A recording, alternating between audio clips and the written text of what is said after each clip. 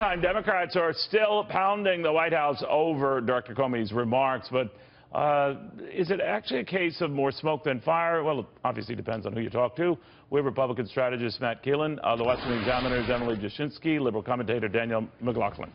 All right, so Danielle, that line that I've heard from a lot of your friends is that you know, the president is stepping into some legal troubles and a series of hearings and events and revelations that are going to make this a very difficult summer for him. What are they basing that on? Because I saw nothing telegraphed in Comey's comments yesterday which would hint at that, but help me. Well, I think what James Comey said yesterday was that he believed that Robert Mueller was going to be investigating the president for obstruction of justice. And so, frankly, if the president thinks that Comey's testimony yesterday was somehow a vindication of everything, then I'm the Queen of England. Certainly, Comey's testimony brought out the idea and actually corroborated Trump's claims that on 3 occasions the FBI director had told him that he was not under investigation individually. But some of the takeaways that certainly Democrats and frankly all Americans should be concerned about is the notion that the FBI director was worried about the president lying, so much so that he took contemporaneous memos of every meeting and every phone call. And the last thing I'll say is that this notion that the president is naive or some sort of a neophyte and didn't understand that what he was doing was wrong. The idea that he sent everybody out of the Oval Office except for James Comey and then asked James Comey to let go an investigation into Michael Flynn, it doesn't make any sense. I mean, I think if you came down from space and you heard that story, you would probably think that the president knew what he was doing was wrong. I don't know, though. I mean, because you could interpret it as many have, Matt, that he's just not familiar or seasoned in the Washington ways, and that it would be verboten. I mean, even his most loyal allies have said pretty much to Danielle's point that it wasn't a very smart thing to do, but then he might not be savvy in Washington ways. So I'm going to try to give benefit of the doubt on that. But whatever the case, and I'm judging Wall Street here as sort of the arbiter on this, they don't seem too worried about this or about this going anywhere. What about you? You know, I totally agree with you, and I think Wall Street is a great indicator. Look, the American people want the president and the government to get to work, and he's done a great job this week of sticking to the message. It's about infrastructure, it's about jobs, it's about making America great again, and the Democrats just can't get over themselves and move beyond anything other than this Russia investigation. And their big hero yesterday, who's been their patsy before, James Comey, came out to be a complete and utter dud. He was the loser yesterday in that hearing, as well as the Obama administration, who is going to have some questions that they're going to have to answer, thanks to Director Comey's testimony yesterday as well. All right, now, obviously, this all comes down to if you want to see it escalate, whether you're on the left or the right, to proving obstruction of justice or proving obstruction of anything. And even then, it doesn't necessarily rise to the level of an impeachable offense. So I'm getting ahead of myself here. But, Emily, do you think that there could be more revelations? I had a guest with me who used to work at the FBI saying what he knows of former FBI Director Mueller, who is in this role now, is this chief counsel trying to get to the bottom of this, that he would have a report in short order. In fact, he thought before Labor Day. And one way or the other, this will be resolved. What do you think of that?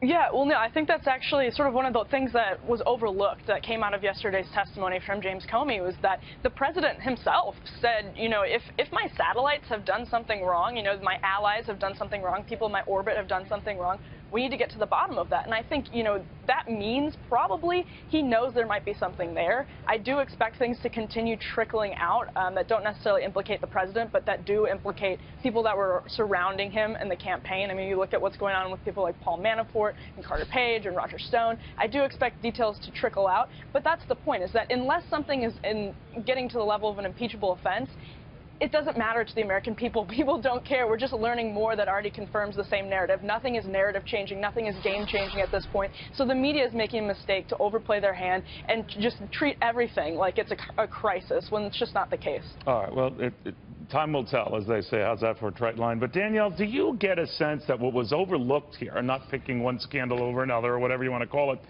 this revelation on the part of Comey that Loretta Lynch, the Obama Attorney General, who preferred that he referred to the Hillary Clinton email scandal, for lack of a better word, as a matter, not an investigation. And then I'm thinking of the time he was expressing concern about Bill Clinton meeting with Loretta Lynch, you know, on that tarmac at that airport. I'm thinking, well, that's a big deal, and yet very little of any coverage on it. What do you make of that? I'm 100% with you. I think the idea that an Attorney General of any stripe would suggest not using a word like investigation and using a matter like using a word like matter because it was somehow less pejorative potentially is a real problem. There are also this discussion that maybe she wanted to use the word matter because that's what the campaign used. Of course, that's just speculation at this point. Right. But it's not good. It's not appropriate. I don't know that it rises to the level of criminality where we obviously have a statute with the obstruction of justice piece. But it's problematic. And I don't think that any Democrat should be defending it.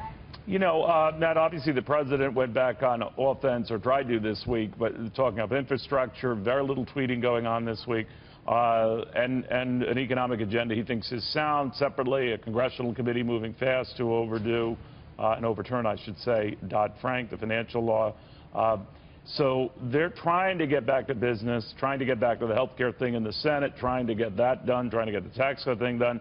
But a number of firms that are Wall Street firms that are convinced these will be 2018, not 2017 developments. Are you? I actually think, Neil, that a lot is going to get done over this summer. You know, the Senate is getting very close to cutting a deal on the health care bill and having some action there. And I do think, as the president has said and as Senator McConnell has said, once we get health care done, tax reform gets a lot easier. And at the end of the day, Neil, I think tax reform is truly the key issue that they have to pass this summer. Look, the American people want a little bit more money back in their pockets. They want to feel like the president's making a difference around their kitchen table and helping them pay their bills. And I think they're well on their way. I mean, imagine a 15% tax rate, Neil. It'd be pretty nice. Yeah, well, that's what it would be for businesses. Emily, is there a sense, too, you're hearing on that deal, on the health care thing, that the House is open to accepting whatever the Senate comes up with? They're not going to drag this out. The latest gossip is that whatever you come up in the Senate, even if it repudiates what we did, we'll sign, seal, and deliver it and be done with it.